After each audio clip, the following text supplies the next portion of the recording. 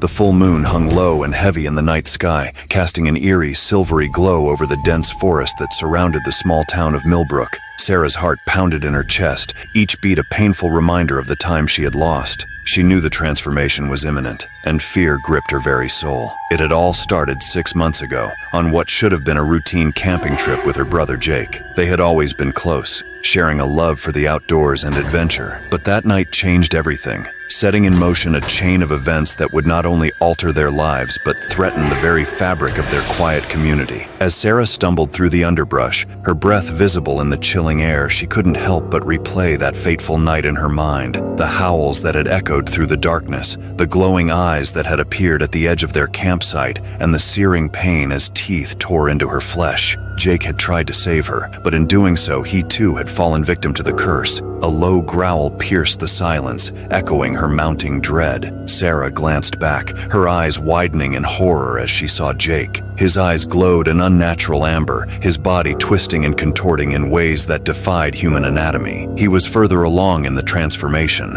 having embraced the curse rather than fighting it as Sarah had done. She ran faster, branches scratching her skin, leaving thin trails of blood in their wake. The metallic scent filled her nostrils, awakening something primal within her. Sarah shook her head, trying to clear the fog of animalistic instinct that threatened to overwhelm her. In the distance, she spotted the old hunter's cabin. It had been their safe haven in the months since that night, a place where they could lock themselves away during the full moon. But tonight, Jake had broken free before Sarah could secure him. Now, it was her only hope for salvation. Reaching the cabin, Sarah slammed the door shut, her trembling hands fumbling with the heavy lock. As she turned away, her eyes fell upon her reflection in the grimy window. What she saw made her blood run cold. Her face was elongating, her features twisting into something inhuman. Fur began to sprout across her skin, and her fingers elongated, nails sharpening into deadly claws. With a final desperate scream, Sarah realized the horrifying truth. The beast wasn't just outside, hunting her.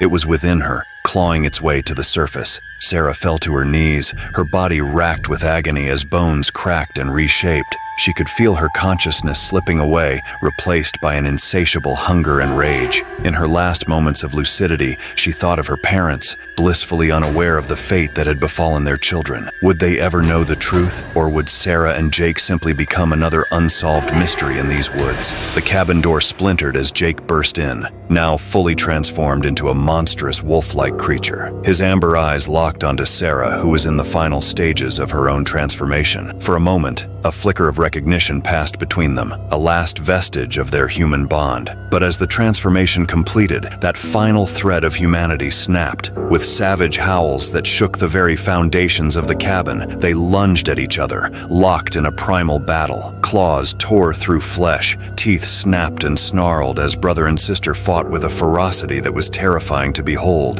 The battle spilled out of the cabin and into the moonlit forest. Trees were scarred by their claws, the ground stained with their blood. Any unfortunate creatures that crossed their path fell victim to their unbridled rage and hunger. As the night wore on, their howls echoed through the valley, striking fear into the hearts of those in the nearby town. Locals huddled in their homes, doors locked and windows barred, whispering tales of the beasts that roamed the woods. Sheriff Tom Rogers sat in his patrol car at the edge of the forest, a shotgun across his lap. He had heard the stories, dismissed them as superstition and folklore. But tonight, as those inhuman cries filled the air, he couldn't shake the feeling that there was something out there, something beyond his understanding. He thought of Sarah and Jake, the two teenagers who had gone missing 6 months ago. Their parents, Mark and Lisa Thompson, still held out hope, but Tom had long suspected that they had fallen victim to the dangers of the forest. Now he wondered if there was something more sinister at play. As dawn broke, the forest fell silent. The full moon dipped below the horizon, its power waning. In a small clearing, two bloodied figures lay motionless, slowly reverting to human form. Sarah and Jake, battered and broken, their bodies covered in wounds that would have been fatal to normal humans. Sheriff Rogers, having ventured into the woods as the sounds of battle died down, stumbled upon the clearing. The sight that greeted him would haunt him for the rest of his days. Two teenagers, naked and bloody, surrounded by a scene of carnage that defied explanation. As he approached, Sarah's eyes fluttered open. For a moment, confusion clouded her face, then horror as the memories of the night came flooding back. She looked at her brother, still unconscious beside her, then back at the sheriff. "Please," she whispered, her voice hoarse and pained. "Help us." Tom Rogers had seen many things in his years as sheriff, but nothing could have prepared him for this. As he radioed for backup and medical assistance, he couldn't shake the feeling that this was only the beginning of something much larger and more terrifying. As Sheriff Rogers radioed for backup and medical assistance, he noticed something odd about the siblings' wounds.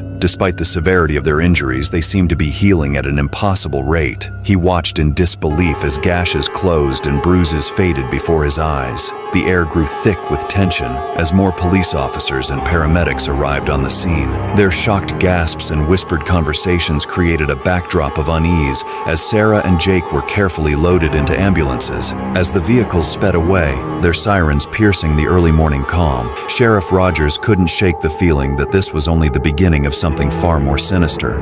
Back in Milbrook, news of the Thompson siblings' discovery spread like wildfire. The town, which had been gripped by their disappearance for 6 months, now buzzed with a mix of relief and apprehension. Curious onlookers gathered outside the hospital, their faces a mixture of concern and morbid fascination. Inside, doctors and nurses worked frantically to stabilize Sarah and Jake. Their injuries defied medical explanation, as did their accelerated healing. Blood samples were taken and sent for analysis, but the results only deepened the mystery. Their DNA showed signs of mutation, alterations that couldn't be explained by any known science. As days passed, Sarah and Jake drifted in and out of consciousness. When lucid, they spoke in fragments about their time in the forest, tales of moonlight and blood, of transformations and an insatiable hunger. The medical staff dismissed these as fever dreams, but Sheriff Rogers, who spent hours by their bedsides, felt a growing sense of dread.